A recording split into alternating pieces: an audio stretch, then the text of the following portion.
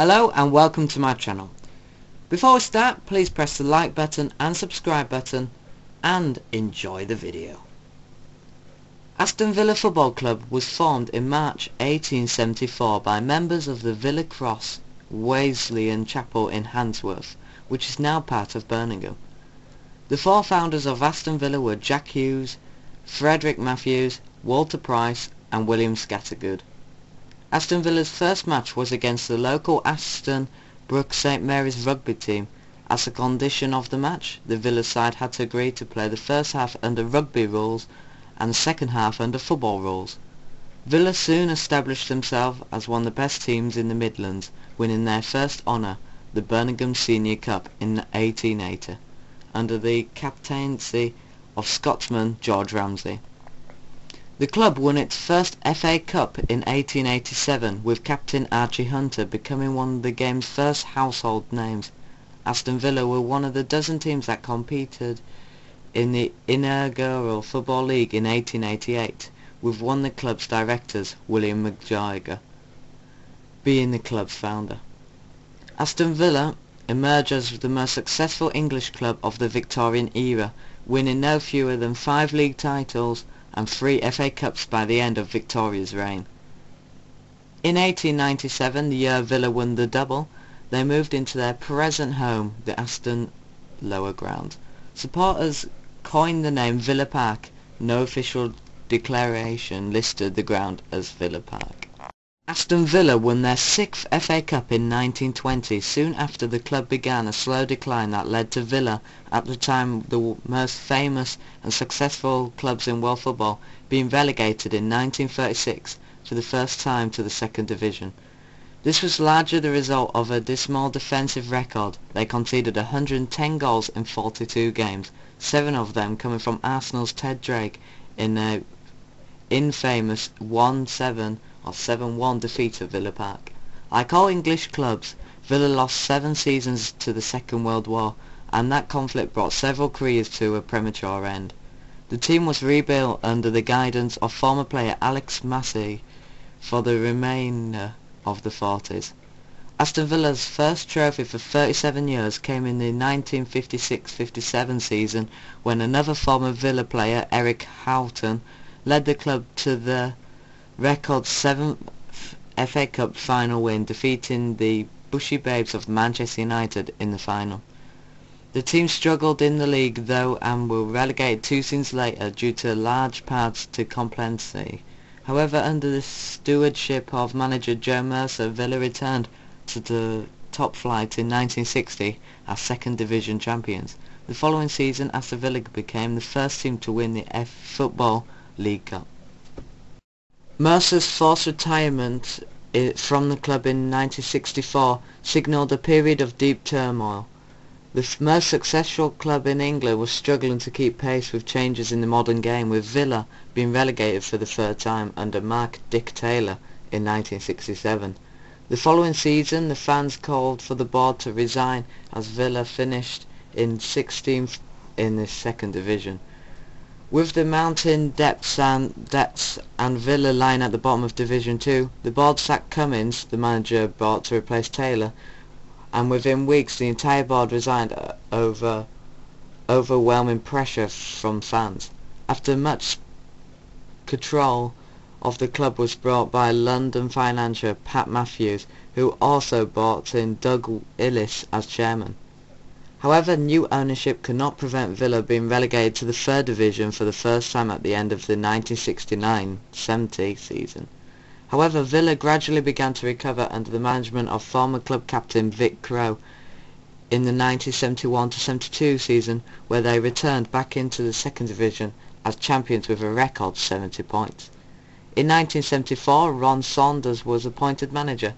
His brand of no-nonsense man management proved effective, with the club winning the League Cup the following season, and at the end of the 1974 season they were taken back into the 1st division and into Europe. Villa were back among the elite as Saunders continued to mound a winning team. They culminated in 7 top-flight league title in 1980 to the surprise of commentators and fans. Saunders quit halfway through the 1981 season after falling out with the chairman.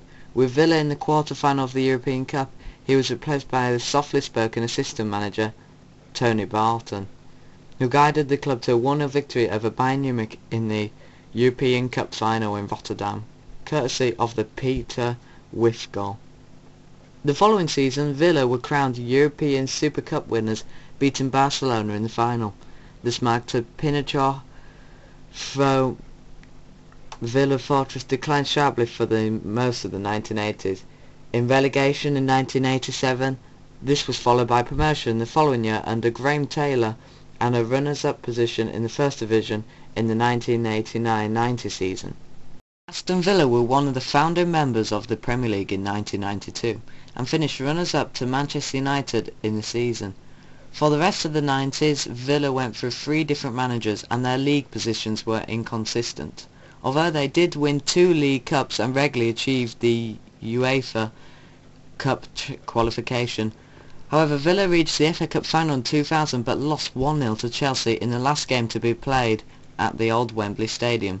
Again, Villa's league position continued to get worse under several different managers, and things came to a head in the summer of 2006 when David O'Leary left. After 23 years as chairman and single best shareholder, Doug Ellis finally decided to sell his stake in Aston Villa due to ill health.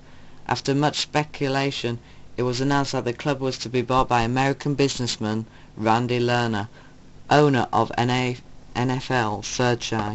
franchise the Cleveland Browns.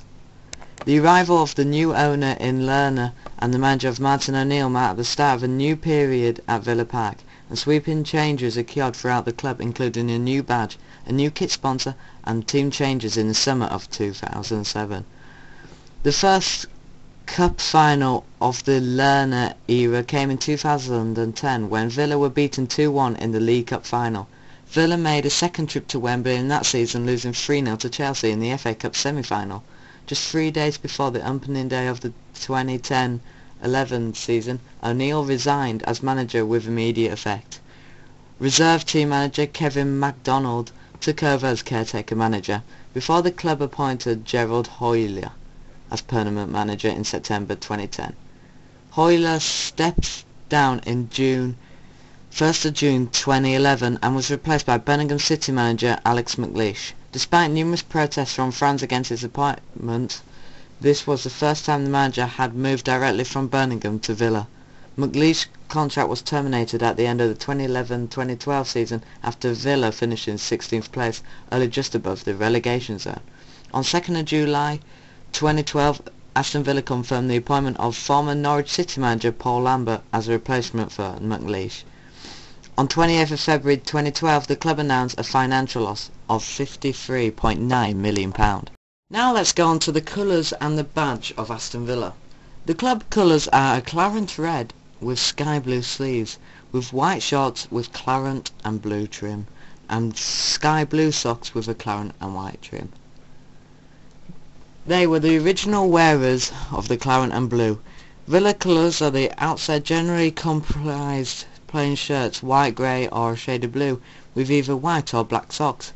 For a few years after that, the team wore several different kits from all white, blue and black, red and blue to plain green. By 1880, black jerseys with a red lion embroidered on the chest was introduced by William McGregor.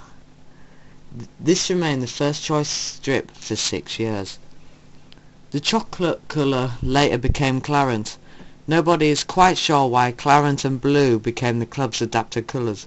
Due to Aston Villa's success in the Victorian and Edwardian eras, several football teams adopted their claret and blue colours, most notably West Ham United, Burnley and Crystal Palace until 1973.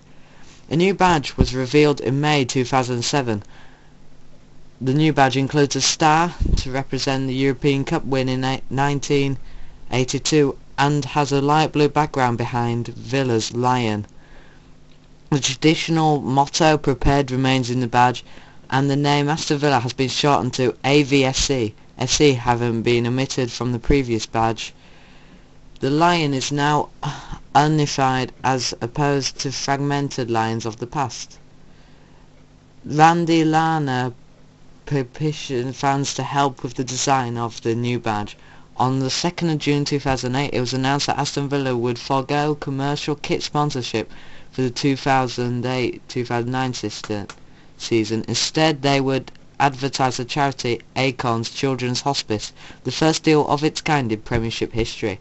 The partnership continued until 2010, when a commercial sponsor replaced Acorns, with the hospice becoming the official charity partner.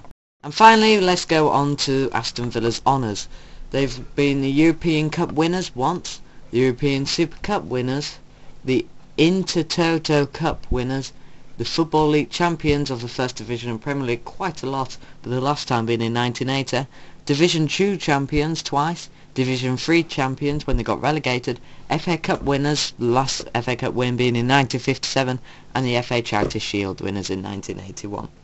That concludes Aston Villa's football history. I hope you've enjoyed, and once again I go to the liking and subscribe, and please stay tuned for more football history and watch World Cup videos. The next video should be out in about a month's time. I'm not sure which club it'll be whatever club's next in the Barclays Premier League, but please comment down below what teams you would like to see, and I should give you a date, hopefully when that video will be out. I'm Oliver Eaton, goodbye.